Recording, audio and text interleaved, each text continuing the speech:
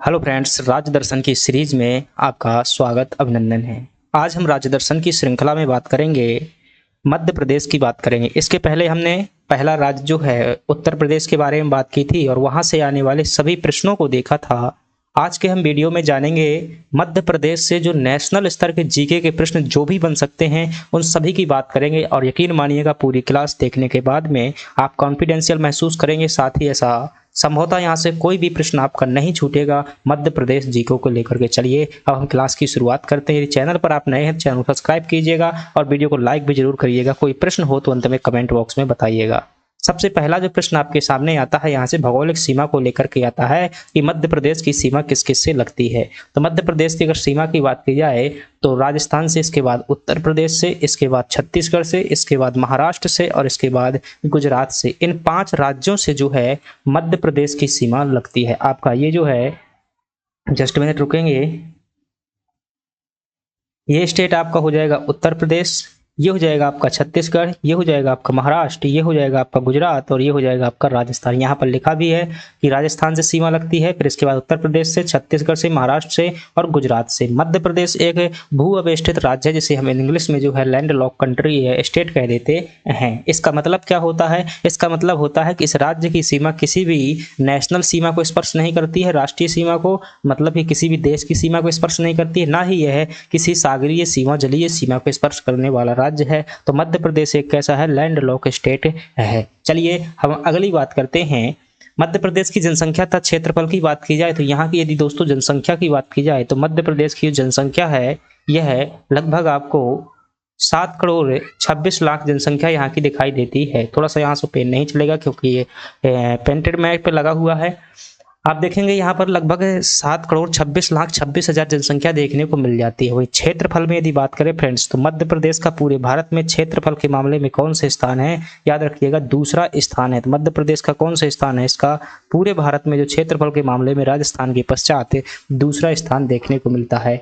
मध्य प्रदेश में मैप में देख सकते हैं कि मध्य प्रदेश में जो है कुल वर्तमान में जो है 55 यहाँ पर जिले दिखाई देते हैं। ये जो है आपके सामने मध्य प्रदेश का मानचित्र है। 3,08,252 वर्ग किलोमीटर यहाँ का क्षेत्रफल देखने को मिल जाता है। यदि अगली बात की जाए मध्य प्रदेश की राजनीतिक स्थिति की बात करेंगे तो सबसे पहली बात समझिएगा कि मध्य प्रदेश की जो राजधानी है वो क्या है? भोपाल है। जब फजल अली आयोग का गठन किया गया था तो इसके पहले मध्य प्रदेश की राजधानी जबलपुर बनाया जाना प्रस्तावित किया गया था, परंतु बाद में जवाहरलाल नेहरू की सहमति पर देश की राजधानी को भोपाल बनाया गया था। मध्य प्रदेश में राज्यसभा सीटों की बात की जाए तो वर्तमान में जो यहाँ की 11 राज्यसभा सीटें हैं। हालांकि पहले जो है यहाँ पर जो है 16 राष्ट्रीय राज्यसभा सीटें होती थी जब छत्तीसगढ़ का विभाजन नहीं हुआ था, लेकिन वर्तमान में यहाँ पर 11 राज्यसभा सीटें दिखाई देती हैं। मध्य प्रदेश में लोकसभा सीटों की संख्या यहाँ पर 29 दिखाई पड़ती है। इसके पहले यहाँ पर जो है 40 लोकसभा की सीटें हुआ करती थी जब मध्य प्रदेश और छत्तीसगढ़ साथ में हुआ करते थे। वर्तमान में इसमें कितनी है? 29 सीट हैं। मध्य प्रदेश का जो उच्च न्यायालय है दोस्तों यह जबलपुर में पड़ता है और यहाँ का जो ये पहले उच्च न्यायालय हुआ करता था नागपुर में हुआ करता था अंग्रेजों के जमाने में, परंतु यह जो है वर्तमान में कहाँ पर है? जबलपुर में है। इंदौर और ग्वालियर में इसकी 2 खंडपीठ भी हैं। मध्य प्रदेश की स्थापना फजल अली आयोग की अनुशंसा के आधार पर 1 नवंबर 1956 को की गई थी, इसलिए जो है इसे 1 नवंबर को यहाँ का स्थापना दिवस भी मनाते हैं। मध्य प्रदेश में वर्तमान में 55 जिला दिखाई पड़ते हैं। मध्य प्रदेश के जो वर्तमान में मुख्यमंत्री हैं डॉक्टर मोहन यादव वर्तमान में मुख्यमंत्री है। यदि आपसे प्रथम मुख्यमंत्री की बात की जाए कि मध्य प्रदेश के प्रथम मुख्यमंत्री कौन थे तो आपका जवाब क्या होगा कि रविशंकर शुक्ल जो है मध्य प्रदेश के प्रथम मुख्यमंत्री थे। और प्रथम महिला की अगर बात की जाए तो प्रथम महिला जो मुख्यमंत्री थी वो कौन थी? उमा भारती मध्य प्रदेश की प्रथम महिला मुख्यमंत्री थी। वर्तमान में जो राज्यपाल है मध्य प्रदेश के मंगू भाई पटेल हैं। यदि प्रथम राज्यपाल की बात की जाए तो पट्टाभी सीतामढ़ैया थे और प्रथम महिला राज्यपाल की बात की जाए तो सरला ग्रेवाल थी। अगली बात करते हैं, ये मध्य प्रदेश की राजनीतिक स्थिति हो गई। मध्य प्रदेश के अन्य नाम को लेकर के भाई कई बार आपसे प्रश्न पूछा जाता है। यदि यहाँ पर बात करेंगे मध्य प्रदेश को टाइगर स्टेट कहा जाता है। ऐसा क्यों कहते हैं फ्रेंड्स?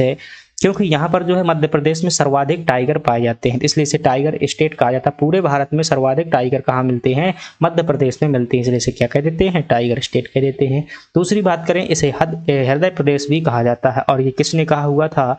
ये जो है कथन जवाहरलाल नेहरू जी के द्वारा कहा गया था। ऐसा इसलिए क्योंकि मध्य प्रदेश जो है भारत के लगभग मध्य में अवस्थित है। आपने मैप में देखा होगा। मध्य प्रदेश को नदियों का मायका भी कहा जाता है। ऐसा क्यों? यहाँ से लगभग 2000 नदियों का उद्गम होता है। जो पूरे भारत में सर्वाधिक नदियां अगर कहीं से निकलती हैं तो वो मध्य प्रदेश से निकलती हैं, इसलिए मध्य प्रदेश को नदियों का मायका भी कहा जाता है। मध्य प्रदेश को वन राज्य भी कहा जाता है, क्योंकि पूरे भारत में अगर आपसे पूछा जाए कि सर्वाधिक वन क्षेत्रफल कहाँ पाया जाता है, तो आपका जवाब क्या होगा? उत्तर मध्य प्रदेश में पाया जाता है। मध्य प्रदेश को सोया स्टेट के नाम से भी जाना जाता है, क्योंकि देश का जितना भी सोयाबीन होता है लगभग 25% सोयाबीन का उत्पादन जो है मध्य प्रदेश द्वारा, यानी कि सर्वाधिक सोयाबीन का उत्पादन मध्य प्रदेश में होता है, इसलिए इसे सोया स्टेट भी कहते हैं। मध्य प्रदेश को तेंदुआ स्टेट भी कहा जाता है, क्योंकि दोस्तों पूरे देश में सर्वाधिक तेंदुए मध्य प्रदेश में पाए जाते हैं। इसके अलावा इसे बात करें तो और भी अन्य नामों से जानते हैं, परंतु जो है राष्ट्रीय जीके की तरफ से इतना ही इंपॉर्टेंट होगा। मध्य प्रदेश से राष्ट्रीय उद्यान लगातार यहाँ से जो है जीके जीएस में पूछे जाते हैं, तो आपको ध्यान रखना है। मध्य प्रदेश में यदि पूरी बात की जाए दोस्तों लगभग 11 राष्ट्रीय उद्यान यहाँ पर देखने को पड़ते हैं, लेकिन यदि आपको कम से कम ध्यान रखना हो तो सबसे पहला राष्ट्रीय उद्यान मोस्ट इंपोर्टेंट मध्य प्रदेश का जो ये है प्रथम राष्ट्रीय उद्यान है, और इसकी स्थापना 1955 को की गई थी। ये मध्य प्रदेश के जो है, खैर मध्य प्रदेश ही याद रखिएगा जिला को, तो आपसे नेशनल स्तर पर नहीं पूछा जाएगा। यदि आप एमपी के हैं तो आप याद रख सकते हैं कि मंडला और यह बालाघाट में यह देखने को मिल जाता है आपका कान्हा किसली राष्ट्रीय उद्यान। यहाँ पर 1974 को टाइगर प्रोजेक्ट लागू किया गया था। यह बाघों के लिए जाना जाता है। 12 सिंघा यहीं पर पाया जाता है।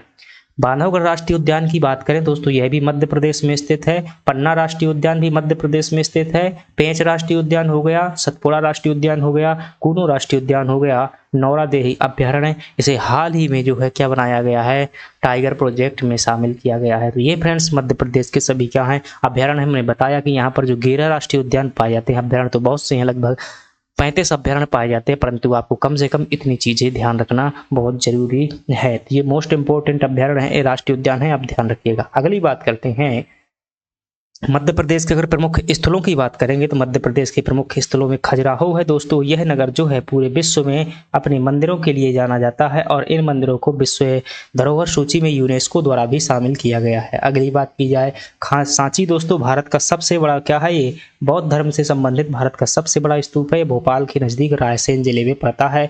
खजुराहो मध्य प्रदेश के छतरपुर जिले में पड़ते हैं। चंदेल शासकों द्वारा बनाए गए थे। यह अपनी कामुक मूर्तिकला के लिए जाने जाते हैं।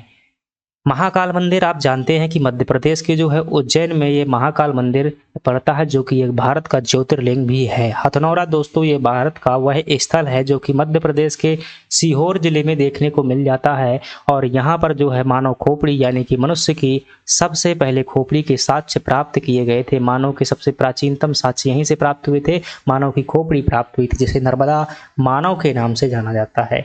मध्य प्रदेश में बेसनगर दोस्तों यह भोपाल के नजदीक विदिशा जिले में स्थित है, और यहाँ पर जो है यूनानी राजदूत हेलियोडोरस द्वारा क्या बनाया गया था, भागवत धर्म को स्वीकार करके गरुड़ स्तंभ की स्थापना की गई थी। आपसे पूछा जाए पचमढ़ी मध्य प्रदेश का एक फेमस दोस्तों ये क्या है, हिल स्टेशन है, जो कि मध्य प्रदेश के सतपुड़ा पर्वत के अंतर्गत है, आपका होशंगाबाद जिले में देखने को मिल जाता है।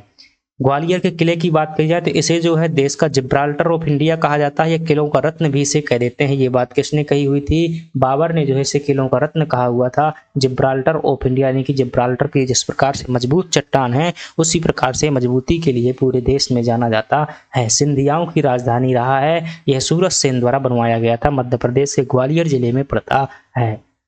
अगली बात करें तो मध्य प्रदेश के प्रमुख व्यक्तित्व हैं, आपको ध्यान रखना चाहिए। मध्य प्रदेश के प्रमुख व्यक्तित्वों में दोस्तों शंकर दयाल शर्मा ये भोपाल से संबंधित थे, और एक इसलिए जाने जाते हैं ये भारत के जो है राष्ट्रपति भी रहे हैं। इस बात को आपको याद रखना है। अगली बात की जाए अटल बिहारी वाजपेयी जो है ग्वालियर जिले से संबंधित थे, ये भारत के प्रधानमंत्री भी रहे हैं। अहिल्याबाई होलकर कौन नहीं जानता है दोस्तों, माता अहिल्याबाई होलकर अपने न्यायप्रिय व लोकप्रिय शासन के लिए जानी जाती हैं, जो कि होलकर रियासत इंदौर से संबंधित रही हैं। लोक माता के नाम से भी जाना जाता है।